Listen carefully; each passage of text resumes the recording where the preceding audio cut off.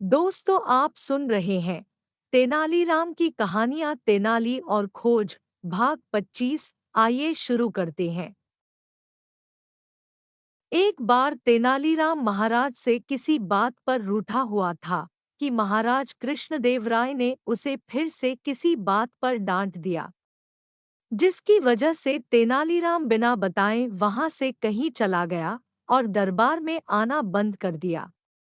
महाराज को लगा एक दो दिन बाद खुद ही आ जाएगा, लेकिन ऐसा नहीं हुआ। सप्ताह बीत गया, तेनालीराम दरबार में नहीं आया।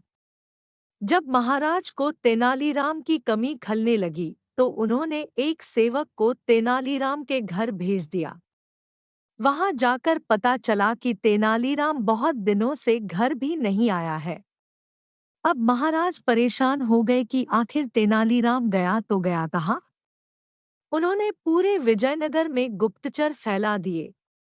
सारा विजयनगर छान मारा गया, लेकिन तेनालीराम का कहीं पता नहीं चला। तब महाराज को विचार आया कि क्यों न आसपास के गांवों में खबर फैला दी जाए कि महाराज अपने राजकीय कुएं का विवाह कर रहे हैं। इसलिए गांवों के मुखियाओं को आदेश दिया जाता है कि वो अपने अपने गांवों के कुएं को लेकर विजयनगर पहुंच जाएं। जो मुखिया आदेश का उल्लंघन करेगा, उसे मृत्युदंड दिया जाएगा। महाराज जानते थे कि तेनालीराम जिस भी जगह होगा, वह उस गांव के मुखिया की मदद अवश्य करेगा और इसी तरह हम उसे खोज लेंगे।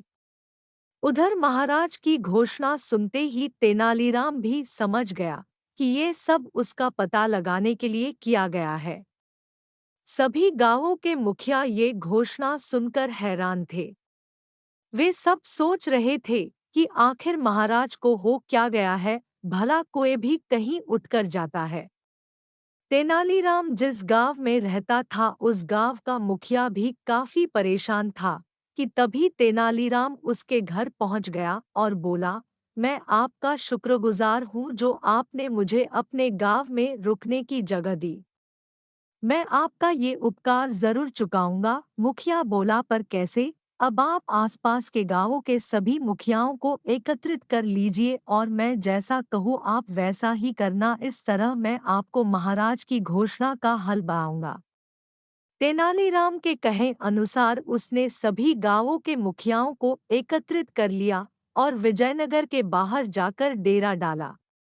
तब तेनालीराम ने एक मुखिया को अपने पास बुलाया और बोला, अब तुम महाराज के पास जाकर बोलना कि महाराज आपके राजकीय कुएं के विवाह में सम्मिलित होने के लिए हमारे कुएं राजधानी के बाहर ठहरे हुए हैं।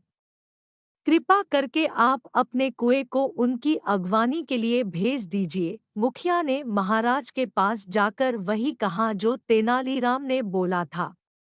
तब महाराज ने पूछा, तुम्हें ये सुझाव किसने दिया है? मुखिया ने साफ साफ बता दिया कि कुछ दिनों से हमारे गांव में एक आदमी आकर रह रहा है, उसने मुझे ये सब बोलने के लिए बोला था। मुखिया की बात सुनते ही महाराज समझ गए कि हो न हो वो तेनालीराम ही होगा। महाराज बोले, वह अभी कहाँ है? महाराज, वह अभी राजधानी के बाहर खड़ा है, मुखिया ने कहा। महाराज ने अपने सेवकों को तुरंत रथ तैयार कर राजधानी के बाहर जाने का आदेश दिया।